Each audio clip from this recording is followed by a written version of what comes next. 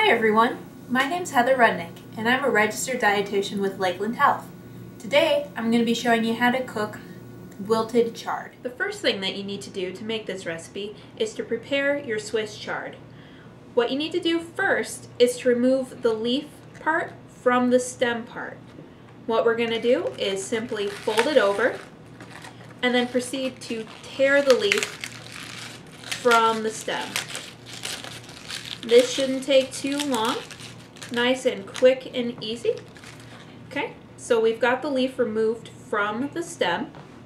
What we do next is fold it over and roll it into a scroll shape. So once we've got our scroll made, what we need to do is to actually start cutting it into ribbons. What we do is start making little 1/4 inch cuts all down the scroll we made.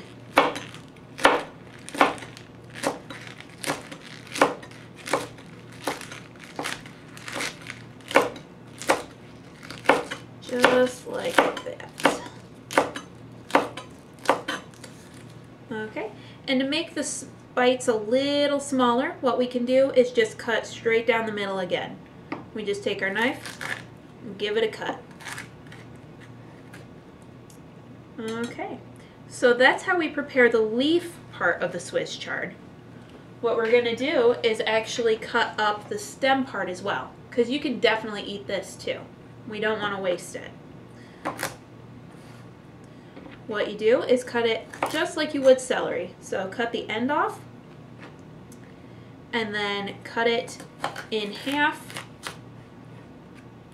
unless you really want some big pieces. But for this dish, I would definitely recommend about this size. And then you just cut from the end. Again, about 1/4 inch.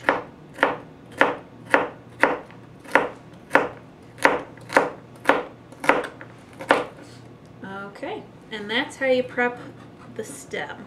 Just add that to the next step is to dice our onion. Now, the first thing to do when you're dicing an onion is to cut the top off. And by top, I mean this part, not the stem end. We definitely want to keep the stem end intact because it'll let us cut the onion without it falling apart on us. So that's what's going to hold the thing together. So now that we have the top off, what we're going to do is cut it down the middle through the root end to get 2 halves. And at this point, we can take the paper off really easily. Minimal fuss. We definitely want to make sure we get the skin off because that will taste really not good in our final dish.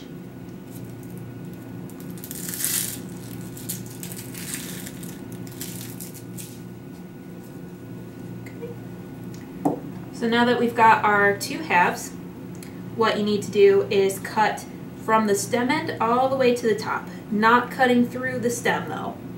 So we're just going to miss it by a little bit, maybe 1/4 inch.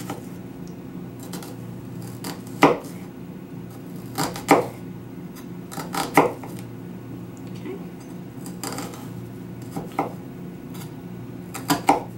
Then what we do is just flip it, line it up, and start chopping that way. So now we're going to chop and mince our garlic. The first thing that we do is press on it with the back of our knife, or we can use the back of our hand if we're not comfortable with the knife. And that will allow us to easily peel off the outer skin of the garlic. And we're going to cut this up just the same way that you would do your onion, by slicing from the stem end to the top of the garlic,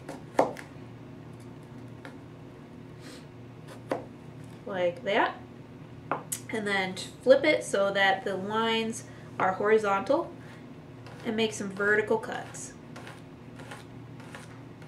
Just like that. And toss the end. And if you want an even finer cut, you can just scrape it into a big pile like that and just give it a few passes with your knife.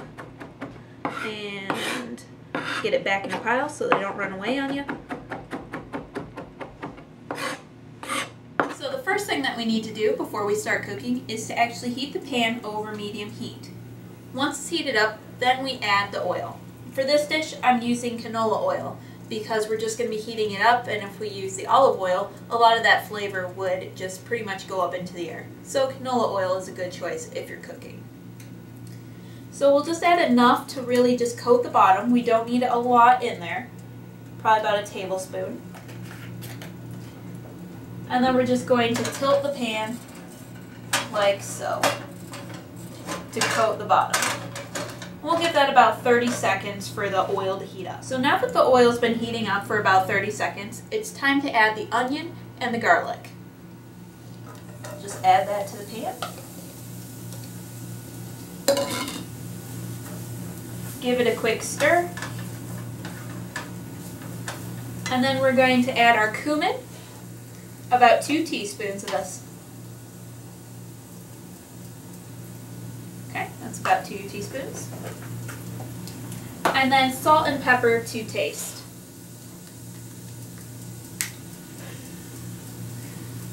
I just like to sprinkle a little bit on there, not too much.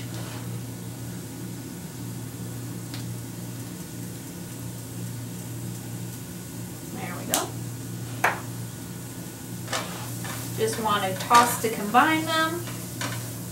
And let it cook for about 1 to 2 minutes, just until the onion has started to soften up a little bit.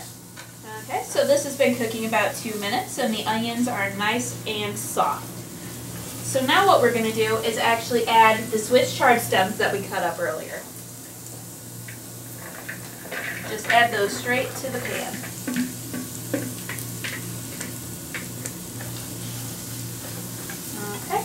And now we're going to add about 1 tablespoon of vinegar.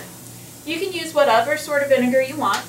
I like to use rice wine vinegar, but apple cider vinegar or even white wine vinegar would go really nice in this dish. So we'll just add about a tablespoon. Okay. We'll just saute that for another few minutes. So after we've added our Swiss chard stem to the pan, what we're going to do is cover it. And we're going to let it cook for about 4 to 5 minutes, just like this. Just leave it with the lid on and don't touch it. So now that our chard stems have been cooking for a few minutes, it's time to add the leaves. You just throw these straight into the pan. And we're going to cover it again for about another 5 to 7 minutes. So now we're done. We want it to look like this. So nice and wilted, but still with a little bit of bite to it. And now to finish, what I'm going to do is add about a tablespoon of lemon juice. And you want to add this at the end, because if you cook with it earlier, a lot of that lemon juice flavor will cook straight off. So we'll add it at the end to preserve that flavor. We're just going to put about a tablespoon. Okay. Now we just toss it, and you're ready to serve.